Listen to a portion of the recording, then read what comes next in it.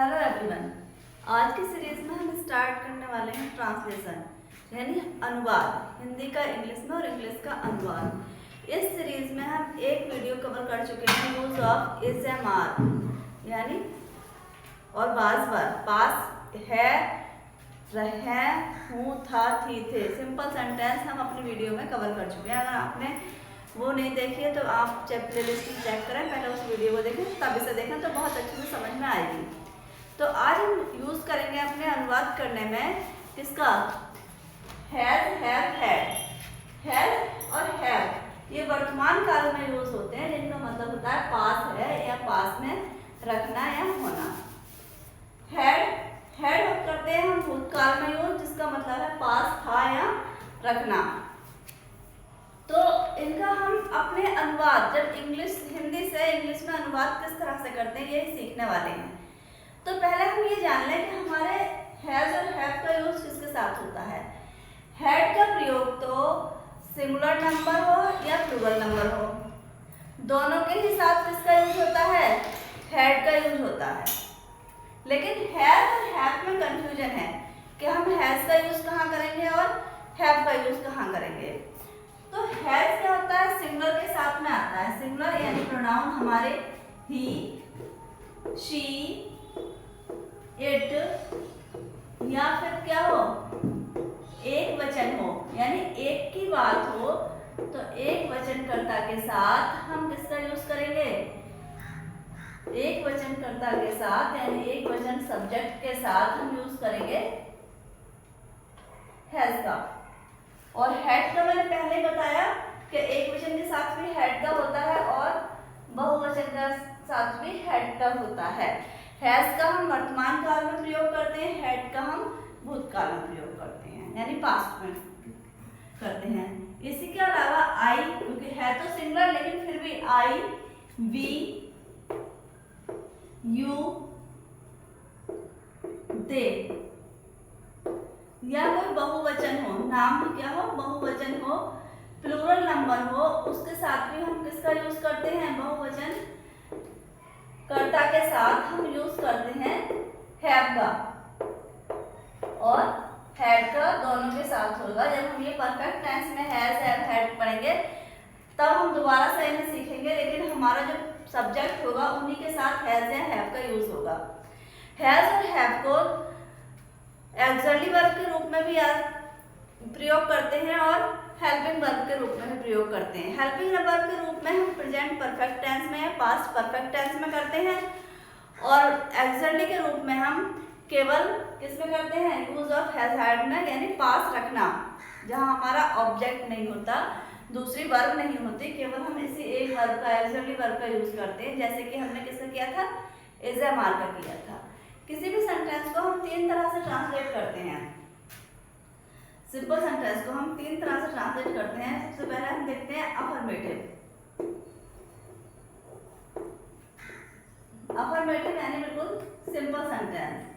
Affirmative में सबसे पहले हम यूज करते हैं सब्जेक्ट। और सब्जेक्ट मैंने अगर यदि कोई नाम है तो दूसरी बात है, नाम के साथ हमारे ये प्रोनाउन किसमें यूज होते हैं, सब्जेक्ट के रूप में यूज होते हैं, कर्ता के रूप में यूज होते हैं।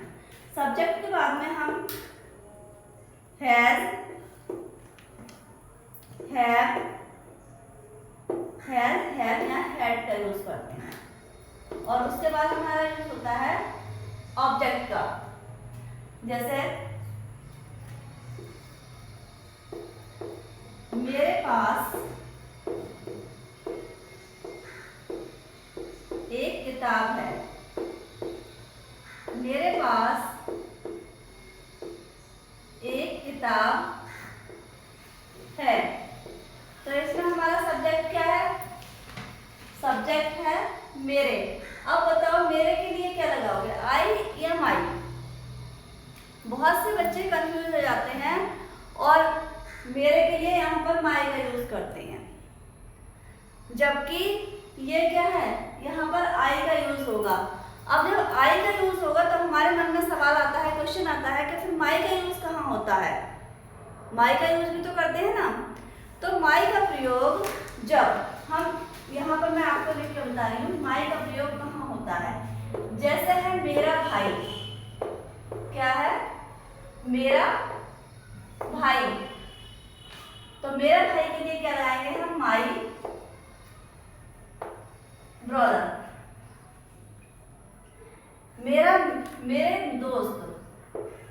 मेरे दोस्त, तो क्या लगाएंगे हम, माई फ्रेंड। कहने का तात्पर्य यह है कि जब मेरा अकेला आएगा तो आई का यूज होगा, लेकिन मेरे के साथ में कोई रिलेशन आएगा, उसके साथ कोई नाउन आएगा, कोई नाम आएगा, तो वहां पर क्या होगा, मेरे की जगह माई आ जाएगा। ऐसे ही यू की कंडीशन में भी होता है। तो हम यू का अगले सेंटेंस में देखेंगे कैसे यूज करते हैं। पहले इसे हम ट्रांसलेट करते हैं। हिंदी का एक सेंटेंस है, मेरे पास एक किताब है। तो हमारा सब्जेक्ट क्या है, मेरे है। अब तो हम समझ गए होंगे क्या लगाना है हमें मेरे के लिए, माई या आई। तो हम आई का यूज करेंगे, आई। अब आई के साथ मैंने 3 ऑक्सिलरी वर्ब लिखी है, हैज, हैव, हैड। किसका यूज करना है तीनों में से, तो तीनों में से पास है। अब है तो ये तो होगा ही नहीं, हैड तो बिल्कुल कट कर दो आप यहाँ पर, दोनों में से होगा हैज एंड हैव का। तो मैंने ऊपर लिख रखा है आई, वी, यू, दे, या बहुवचन के साथ हम यूज कैसे करेंगे, हैव का करेंगे। तो हम आई के साथ हमारा क्या आ जाएगा, हैव आ जाएगा। आई हैव, एक के लिए ए और किताब के लिए book. I have a book. तो अफर्मेटिव सेंटेंस। अब हम इसका दूसरा एग्जांपल लिखेंगे यू वाला। तो अब देखते हैं नेगेटिव में। हमने यू वाला सेंटेंस जो कहा था वो हम नेगेटिव में देखते हैं कि नकारात्मक। नेगेटिव का मतलब होता है नकारात्मक। नकारात्मक यानी नहीं वाले सेंटेंस को, हिंदी सेंटेंस को, हिंदी वाक्यों को हम इंग्लिश में ट्रांसलेट यानी इंग्लिश में अनुवाद किस तरह से करते हैं। तो नहीं वाले वाक्यों में स्ट्रक्चर वही रहता है। सबसे पहले हम किसका यूज करते हैं, अपने सब्जेक्ट का लाते हैं। सब्जेक्ट जो कि नाउन प्रोनाउन होते हैं हमारे। सब्जेक्ट के बाद में क्या आएंगे, हेल्पिंग वर्ब यानी ऑक्सिलरी वर्ब, हैज, हैव और हैड। उसके बाद में आएगा, क्योंकि नेगेटिव है, नहीं का यूज होना है, तो क्या आएगा, नॉट आएगा, नॉट। और नॉट के बाद में आ जाएगा हमारा ऑब्जेक्ट। तो जैसे हिंदी सेंटेंस लिखा मैंने, तुम्हारे पास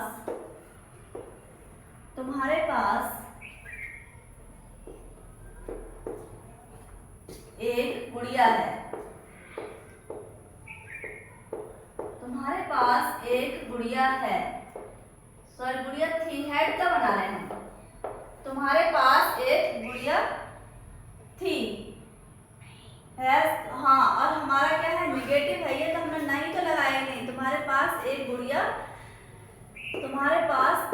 गुड़िया नहीं थी। हमें निगेटिव बनाना है ना, तो इसलिए किसका बनाएंगे हम, नहीं तो हमने लगाएंगे और आप लोगों ने नहीं बताया। चलो कोई नहीं। तुम्हारे पास एक गुड़िया नहीं थी, तो यहाँ तुम्हारे आ गया। अब यही कंफ्यूजन आता है बार बार कि हम यू लगाएं या योर लगाएं। तो हमें क्या लगाना है जरा बताना भैया। अभी समझाया था माई वाला, तो वैसे ही समझ लो कि अगर क्या है, तुम्हारा मित्र है, यानी कोई क्या है, नाउन है साथ में, तो तुम्हारे के लिए क्या आ जाएगा, योर, और मित्र के लिए क्या आ जाएगा, फ्रेंड। यानी वही माई वाली कंडीशन, मेरा वाली कंडीशन, कि अगर मेरा अकेला है तो आई आया, लेकिन माई के साथ में कोई मित्र है, कोई भाई है, बहन है, यानी कोई नाउन आ गया, तो योर आ गया। अब यहाँ तुम एकदम फटाफट बता दो, यहाँ क्या आएगा, यू आएगा या योर आएगा भैया। तो कहोगे ना कि मैम तुम्हारे तो अकेला है, इसके पास तो कोई है ही नहीं, भाई बहन दोस्त वगैरह नाउन कोई नहीं है, तो इसलिए क्या आएगा तुम्हारे के लिए, यू। अब नहीं थी के लिए क्या यूज होगा, हैड। यू हैड, और हैड के बाद में नॉट, नहीं के लिए, यू हैड नॉट अ गुड़िया के लिए डॉल। तो हमने देखा पास्ट में जो होता है ना उसमें हैड के लिए कोई कंडीशन नहीं है, चाहे तो एक है तुम्हारे है, चाहे मेरे है, चाहे उसके है, वह के है, किसी के पास भी है, दो के पास है, चार के पास है, हैड ही आएगा। ये जो कंडीशन बाउंडेशन होती है सिंगुलर प्लूरल नंबर की, ये हैज और हैव के साथ में होती है कि हम कहाँ हैज का यूज करें, कहाँ हैव का यूज करें। तो you had not a doll. इसी तरह का नेगेटिव एक वाक्य और देखते हैं हम, राम, जैसे गाय के दो क्या होते हैं, सींग होते हैं। गाय के दो सींग होते हैं। तो गाय के दो सींग होते हैं, सब्जेक्ट क्या है हमारा, द काउ। तो क्या लगाएंगे, द काउ हैज, गाय क्या है यहाँ पर अकेली, गाय में तो सींग नहीं बोला है ना, काउ पे बोला है, तो क्या आ जाएगा, हैज और टू हॉर्न्स। तो इस तरह के सेंटेंस में क्या होते हैं, मैंने यहाँ ऊपर नेगेटिव लिख दिया है, लेकिन ये कैसे बना दिया है, अफर्मेटिव में ही बनाया है। अफर्मेटिव में ये बनाया क्योंकि इससे ना आपको जो गाय का ऐसे लिखते हो ना निबंध, उसमें क्या करते हो, The cow has 2 horns, the cow has 4 legs, the cow is, इसका यूज करते रहते हो हमेशा, जबकि वहाँ इसका नहीं होना है, किसका होना है, हैज का होना है। कि गाय का दो सींग होते हैं, मतलब गाय के पास जो भी कुछ है तो वो क्या है, हैज है। किसी का भी ऐसे निबंध वगैरह लिखते हो वहां पर क्या लगाया इज और स्टार्ट कर दिया, जबकि ऐसा नहीं होता, इज नहीं लगाना होता है, हमें हैज का यूज करना होता है सिंपल नंबर के साथ। तो इसके साथ अब हम आगे देखते हैं अपने इंट्रोगेटिव सेंटेंस कि हम इंट्रोगेटिव सेंटेंस में किस तरह से यूज करते हैं हैज हैव का।